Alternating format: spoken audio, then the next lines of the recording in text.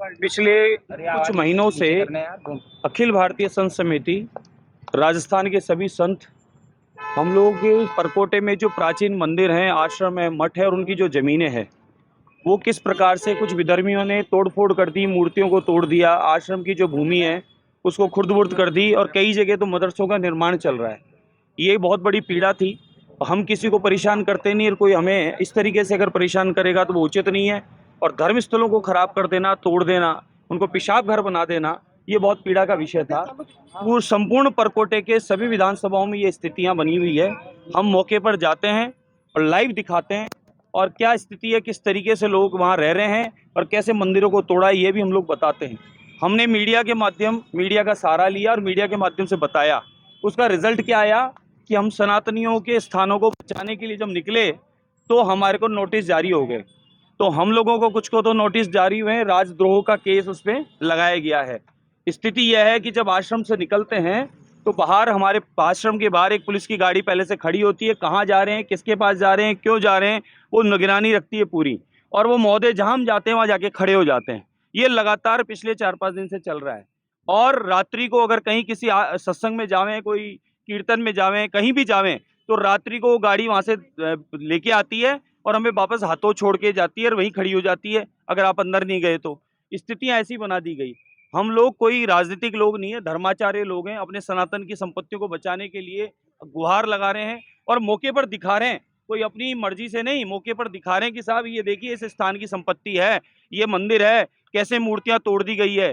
पहला केस था मालियों की कोठी, और वहां मालियों की कोठी पर बालाजी का मंदिर तोड़ा, शिव जी का मंदिर तोड़ा, मंदिर को खुर्द-बुर्द कर दिया, कचरा घर बना दिया।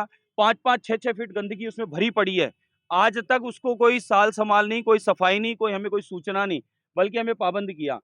राजद्रोह का केस लगा के हमारे को ऐसे नोटिस जारी कर दिए जिस किस प्रकार का हमारे यहाँ कोई अत्याचार कर रहे हैं। हम कोई कराची में खड़े हैं, हम लोग अपने भारत भूमि में, सनातनियों की भूमि में खड़े हैं और यहीं पर अपने मंदिरों की बात नहीं कर सकते। किस प्रकार का अत्याचार है ये। यहाँ जितने भी और खड़े हैं, इनके अलावा और भी महात्मा हैं, पुजारी हैं, जिनको नोटिस जारी किया। वो नोटिस कहाँ है?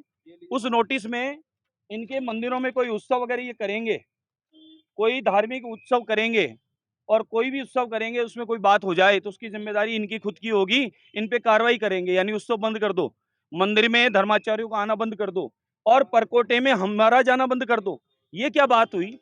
ये ऐसा तुष्टिकरण का बताया। ये देखिए आप, सबको नोटिस आ रहे हैं, मेरे अकेले के नहीं, सबको नोटिस आ रहे हैं। मेरे को राजद्रोह का है, इन महाराज जी को आ गया, इनको आ गया, इनको आ गया, हम सबको आ रहा है।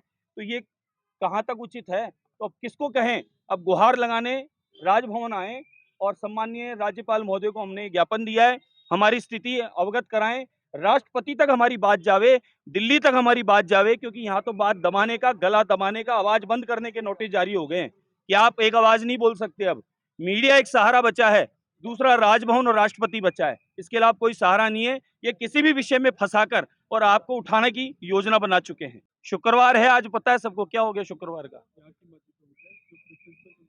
हाँ।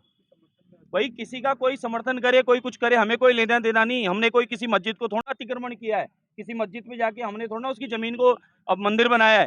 सारे मंदिरों की जमीनों पर, वन विभाग की जमीन पर, आश्रमों की जमीनों पर, आप नाथ जी की बगीची पे चले जाएं। पहाड़गंज में नाथ जी की बगीची, जो 3-4 बीघा की बगीची थी, शिव मंदिर था और पुराना था, 200-250 साल पुराना, 2 संतों के चरण की समाधि थी, गायब है। वहाँ जमीन बची है कोई आधी बीघा, बाकी जमीन को कचरा घर बना रखा है। वहाँ सारे, अगर आप खुदाई कराओ और अवशेष नहीं मिले राम मंदिर की तरह, तो फिर आप चाहे जो हमारे पे केस लगाओ, हम अगर मिथ्या कह रहे हो तो। आप इसी तरीके से, हम लोग जो और स्थान बता के आए, मालियों की कोठी पर, बालाजी और शिव मंदिर पर, वहां हमारे साथ मीडिया वाले खुद गए, वहां देखा है। अगर मंदिर में मूर्ति नहीं टूटी थी, बाथरूम गंदगी नहीं थी, कचरा घर नहीं था, तो हमारे पे केस लगाओ। हम झूठा थोड़े गए थे वहां मौके पे स्थिति आप सबको बताई थी। उसके बाद भी हमें कोई केस लगा के फंसाना चाह रहे हो। यानी आप बोलो मत, आवाज मत उठाओ। आप कोई, गलता गेट थाने में हम गए, एक एप्लीकेशन दे के आए वहां पर कि वहां पर एक प्राचीन स्थान दिल्ली रोड पे देव नारायण भगवान का स्थान है और उस स्थान पे वहां एक बाबा रहते थे, छोटू रामदास जी। छोटू रामदास जी बाबा को सरियों से मारा। सरियों से मारने के बाद में 3 आरोपी पकड़े गए, तीनों पकड़ने के बाद छूट गए और वहां पर आज अवैध कारोबार हो रहा है, जमीन पर कब्जा हो गया। देवनारायण मंदिर के अंदर कोई जाने को तैयार नहीं है, रास्ता बंद हो चुका, बहुत बुरी स्थिति है। तो आप ये सच्चाई तो बता रहे हैं, हम मिथ्या कह रहे हैं, मीडिया साथ चलो, हमारे साथ मीडिया चलो और मौके पे चल के देख लो हम झूठ कह रहे हो तो। इसी प्रकार से कोलियों की कोठी, वहां भैरू जी का मंदिर है प्राचीन, पूरा मंदिर खुर्द-बुर्द कर दिया, तोड़ दिया गया, गंदगी कचरा उस मंदिर में पड़ा है। और वहां पर आप जाके देखोगे तो आपका मन भी बड़ा द्रवित होगा कि हिंदू मंदिरों की ये स्थिति है। और बराबर में 6-6, 7-7, 7-8 मंजिल के बड़े-बड़े भवन, मीनारें बन गई, ग्रेनाइट लग रहा है उनपे, उनके बाद सीसी रोड बन गई और सारे मंदिरों को कचरा घर बनाया। ये क्या बात हुई भाई?